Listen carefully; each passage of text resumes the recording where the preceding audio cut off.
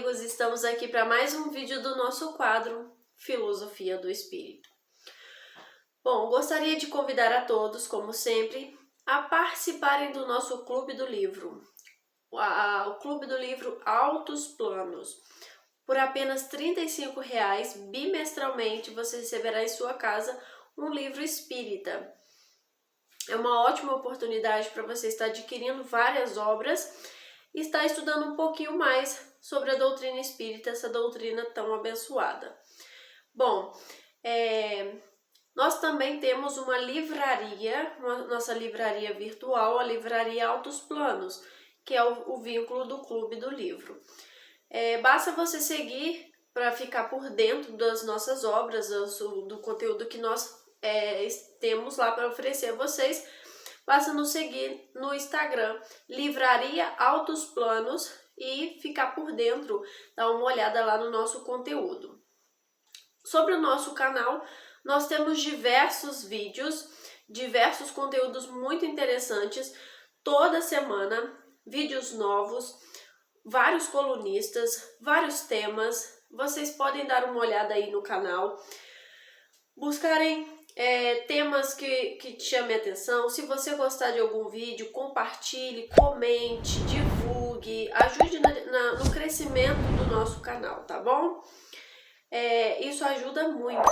Você compartilhar, você comentar, ajuda muito no crescimento, na divulgação da nossa mensagem.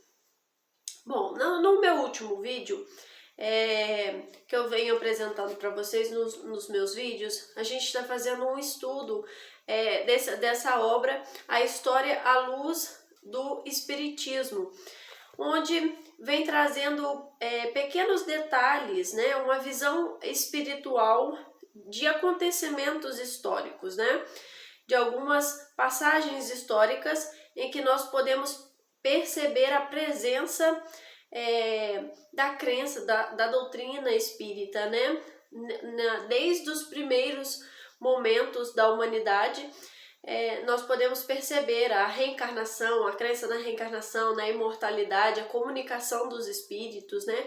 Sempre esteve presente entre nós. E no meu último vídeo, eu comecei a falar da Grécia, né? Da Grécia Antiga. A Grécia, especialmente, ela trouxe uma cultura para o mundo, principalmente na arte, na filosofia, né? Então é uma sociedade bem conhecida, é um povo, é uma civilização bem conhecida. E eu terminei no meu último vídeo falando que a história da Grécia, ela foi dividida em 3 partes. Na verdade, temos outros também, mas os três divisões, os 3 períodos históricos que são mais importantes é o que eu vou falar. Nós começaremos os tempos homéricos, né? Que nós sabemos que em certo momento da história da Grécia, que foram os primeiros fatos que se tem sobre a organização social, pela construção social e a formação desse povo, nós sabemos através dos poemas de Homero, né? Que foi um escritor que ele escreveu 2 poemas famosos, que são Ilíada e Odisseia. E através desses 2 poemas, nós podemos ter um registro, um conhecimento maior da cultura, de como vivia aquele povo, esse povo, né? Bom, a organização social dos gregos, no início, né, da organização social, eram através de comunidades gentílicas. E o que seriam essas comunidades gentílicas? Seriam pequenos grupos, né, que foram se espalhando pelo território da Grécia, e foram formando esses pequenos grupos, né, comunidades,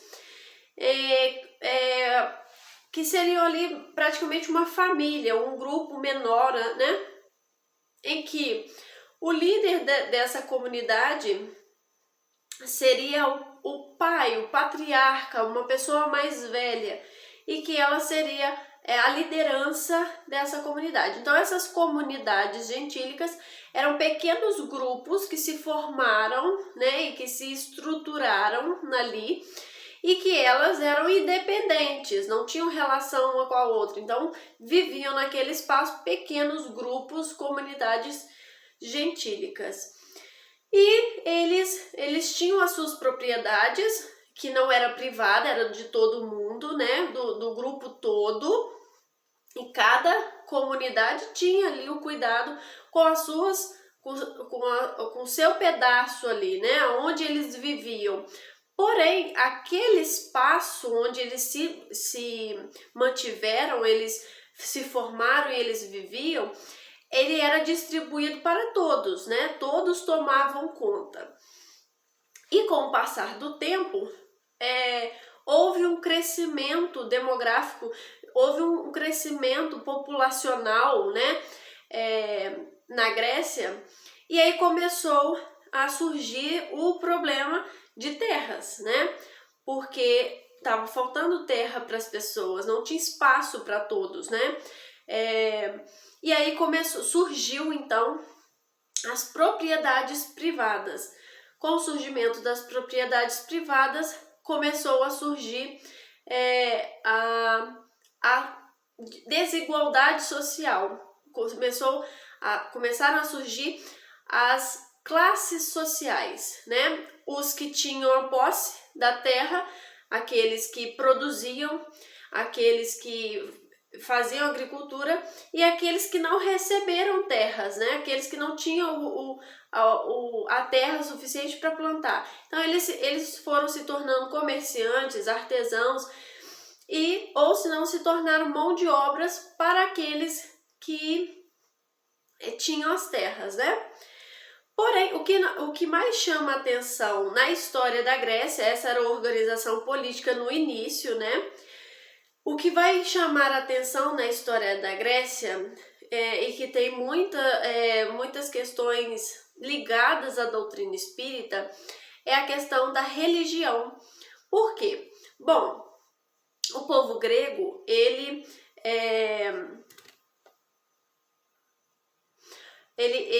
era politeísta, eles eram politeístas, ou seja, acreditavam em vários deuses. Nós temos até aí uma mitologia muito rica, né, que nós recebemos, nós estudamos da mitologia grega, que é muito conhecida e é difundida, espalhada até hoje, essas histórias, né? Então eles eram politeístas, e uma característica da religião dos gregos e desses deuses era a semelhança desses deuses com o homem.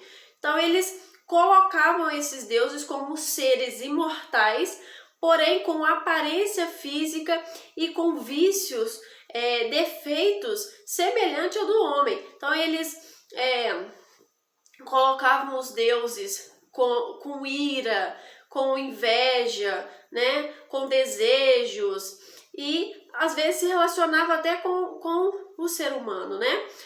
E essa crença de vários deuses, os gregos tinham para explicar os fenômenos naturais, a matéria, né? Eles usavam dessas histórias para dar essas explicações.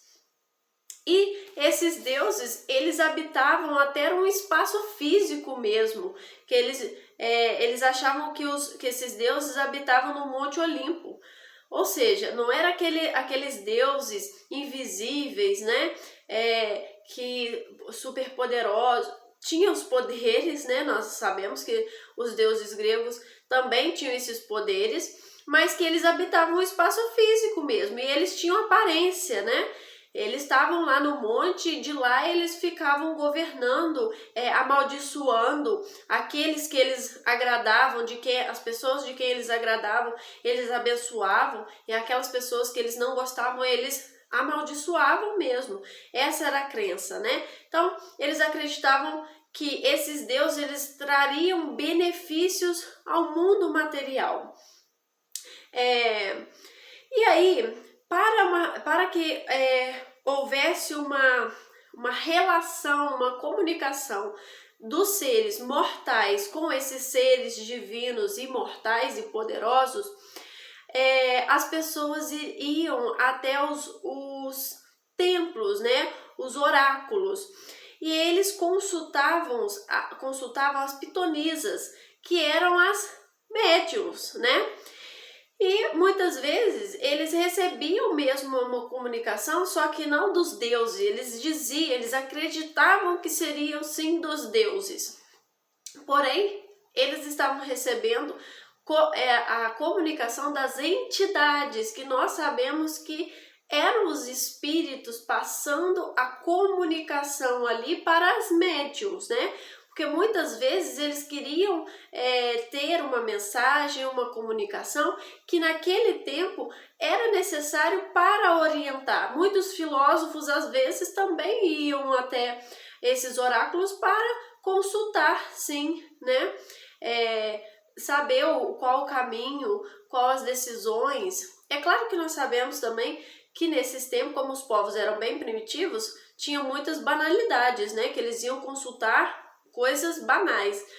Mas nós sabemos a atuação aí das médiuns e das entidades que ali se comunicavam.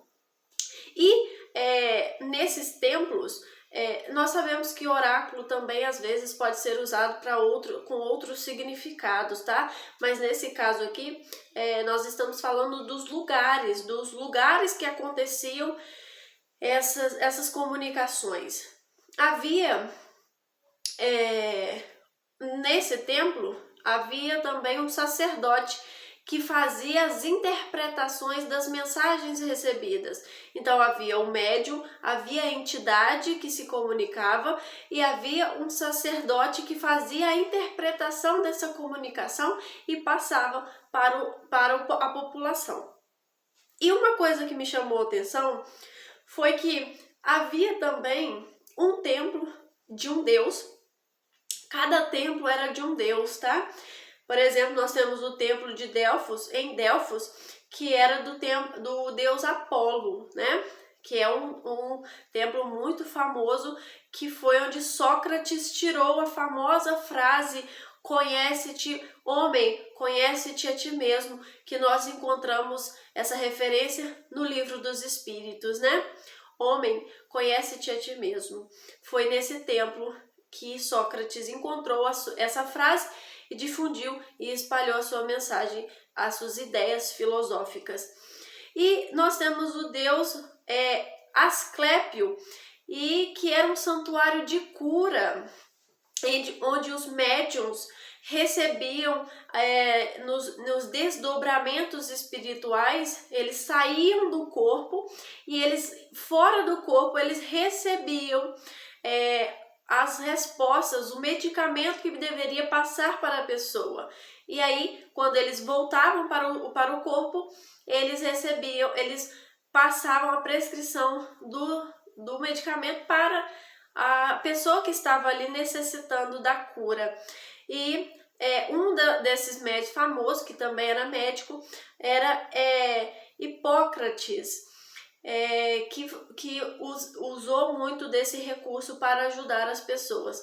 Ou seja, nós podemos perceber aí como a mediunidade, como essa comunicação estava presente junto desse povo, né?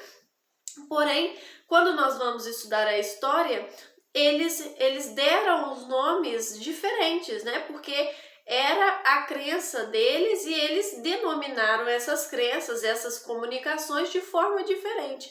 Mas quando nós vamos estudar à luz do espiritismo, nós podemos perceber que é o médium, que é a comunicação da entidade, né? Que muitas vezes, como eu falei em outros vídeos, em outras civilizações, é a presença da reencarnação, da crença da reencarnação.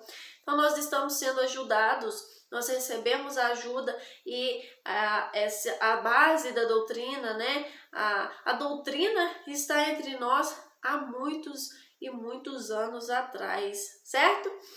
Bom, aí nós temos as informações básicas da história da Grécia através desses poemas de Homero. E nos próximos vídeos nós traremos mais informações sobre esse povo que tanto me chama a atenção. Um beijo para vocês e até o nosso próximo vídeo.